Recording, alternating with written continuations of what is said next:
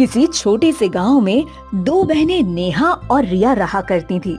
दोनों बहनें देखने में बड़ी सुंदर और गुणी थीं, लेकिन उनके स्वभाव में जमीन और आसमान का फर्क था।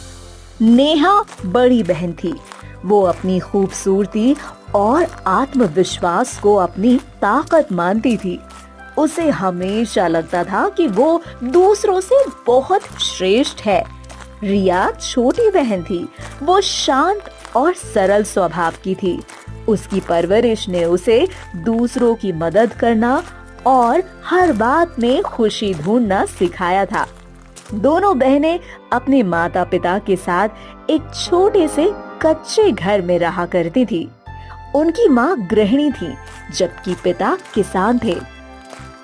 परिवार ज्यादा अमीर नहीं था, लेकिन दोनों बेटियों को खुश रखने की कोशिश हमेशा करते थे। नेहा और रिया का रिश्ता बचपन से ही ठीक नहीं था। नेहा उम्र में बड़ी होने की वजह से हमेशा खुद को परिवार में सबसे खास समझा करती थी। रिया छोटी और शांत होने की वजह से अपनी बड़ी बहन की हर बात मानती और उसका हर काम कर दिया करती थी। जब माँ घर का कोई काम नेहा को करने के लिए कहती, तो वो तुरंत मना कर देती और कहती, माँ, ये काम रिया से करवा लो, वो छोटी है, उसे सीखने की जरूरत है ना। रिया अपनी बहन की बात को कभी भी नकारती नहीं थी। जब नेहा का स्कूल बैग उठाने की बारी आती थी, तब भी रिया ही बैग लेकर जाया करती थी। जब घर में मेहमान आते और नेहा को चाय लाने को कहा जाता, तो वो रिया को भेज देती थी। इन सब से रिया कभी भी परेशान नहीं होती थी, क्योंकि उसने अपनी बड़ी बहन को ही अपना सब कुछ मान लिया था। लेकिन गांव वालों का नजरिया दोनों बहनों के लिए काफी अलग था। गांव के लोग नेहा की सुंदरता और आत्मविश्वास की तारीफ किया करते थे। वो अक्सर कहा करते थे, नेहा बहुत किस्मत वाली है, इसका भविष्य बहुत अच्छा होगा। दूसरी ओर रिया के बारे में कहा जाता, वो तो बस अपनी बड़ी बहन के पीछे पीछे घूमती रहती है। लेकिन रिया ने कभी भी इन सब बातों का बुरा नहीं माना। वो अपनी जिम्मेदारियों में खुश रहा करती थी। समय के साथ नेहा और रिया दोनों बड़ी हो गई। नेहा अब और भी आत्म केंद्रित हो गई थी। वो सोचती थी कि उसकी शादी किसी अमीर और प्रतिष्ठित परिवार में होगी, जबकि रिया के बारे में उसे ज्यादा परवाह नहीं थी। एक दिन एक प्रतिष्ठित परिवार से शादी का प्रस्ताव आता है। वो परिवार गांव के सबसे अमीर परिवारों में से एक था। उनके घर में दो बेटे थे, अभय और आदित्य। अभय, जो कि बड़ा बेटा था, वो गंभीर, समझदार और परिवार की जिम्मेदारियों को निभाने वाला लड़का था। वहीं आदित्य, जो छोटा बेटा था, वो मजाकिया, चंचल और बेफिक्र स्वभाव का था। नेहा को ये सुनकर बहुत खुशी हुई कि ये रिश्ता उनके परिवार के लिए आया है। जब ये तय हुआ कि नेहा की शादी छोटे बेटे आदित्य से होगी और रिया की शादी बड़े बेटे अभय से होगी, तब नेहा के चेहरे की खुशी गायब हो गई। उसने तुरंत माँ से कहा, माँ, मैं बड़ी हूँ, तो मेरी शादी छोटे बेटे से क्यों हो रही है? माँ ने समझाया, बेटी, रिश्ते प्यार और समझदारी से चलते हैं। छोटे बेटे का और बड़े बेटे का इससे कोई लेना देना नहीं है बेटा। नेहा ने बेमन से इस फैसले को स्वीकार कर लिया, लेकिन उसने मन में ठान लिया कि वो शादी के बाद भी रिया पर ही शासन करेगी। शादी की तैयारियां जोरों शोरों से शुरू हो गई थी। पूरे गांव में ये चर्चा थी कि दोनों बहनों की शादी एक घर में हो रही है। लेकिन शादी के इन दिनों में नेहा का व्यवहार रिया के प्रति और भी ज्यादा कठोर हो गया था।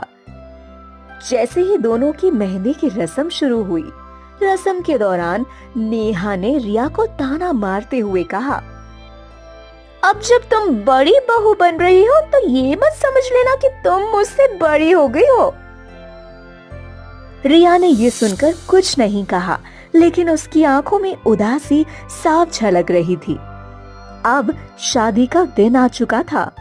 शादी के दिन नेहा ने हर मौके पर ये दिखाने की कोशिश की कि वो ही ज्यादा खूबसूरत और परिवार की सबसे लाडली बेटी है। नेहा बात बात पर रिया की शादी के कपड़े और उसके श्रृंगार में कमी निकालने की कोशिश कर रही थी।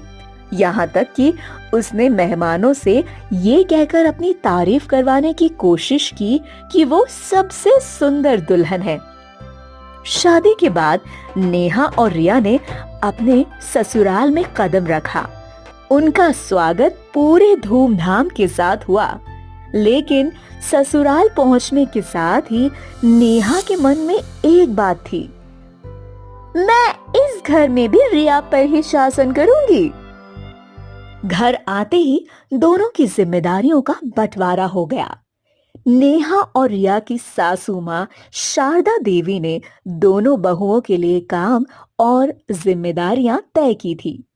रिया बड़ी बहू होने के नाते घर की व्यवस्था और फैसलों की जिम्मेदारी निभाएगी और नेहा छोटी बहू के रूप में रसोई और अन्य घरेलू कार्यों को संभालेगी।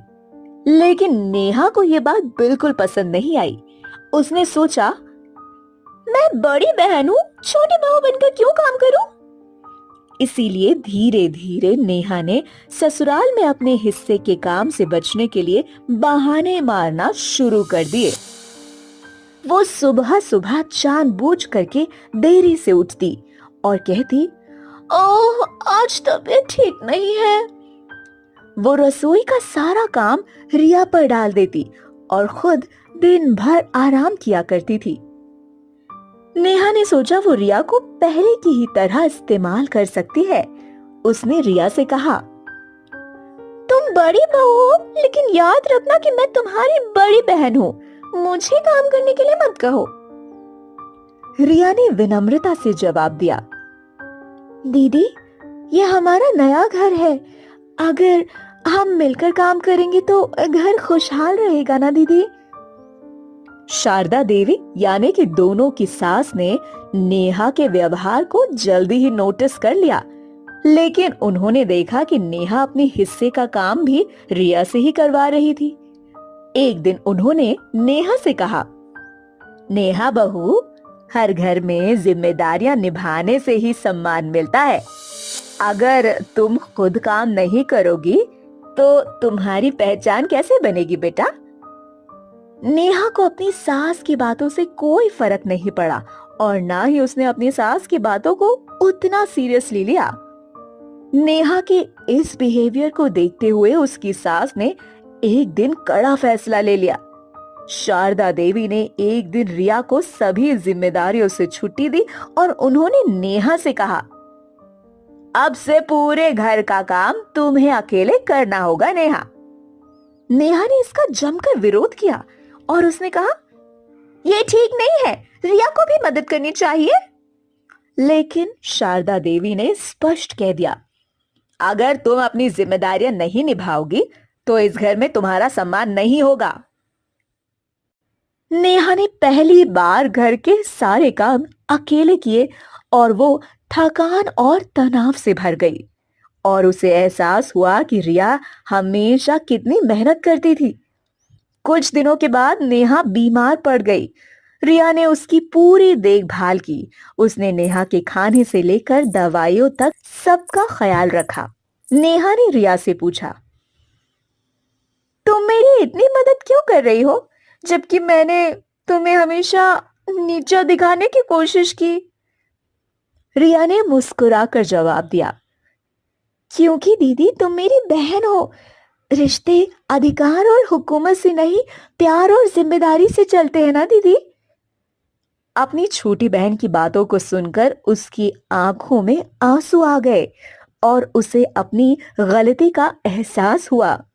उसने पूरे परिवार के सामने रिया से माफी मांगी और कहा, मैंने रिश्तों को हमेशा अधिकार और दर्जे से देखा, लेकिन अब मैं समझ गई हूँ कि रिश्ते की असली ताकत प्यार और सम्मान में ही है। और इसके बाद नेहा और रिया के रिश्तों की नई शुरुआत हो गई। दोनों ने मिलकर घर संभाला। नेहा अपनी पुरानी आदतों को छोड़ चुकी थी और उसने रिया को बराबरी का दर्जा भी दिया। और साथ ही रिया ने भी पूरी तरह से नेहा को माफ कर दिया।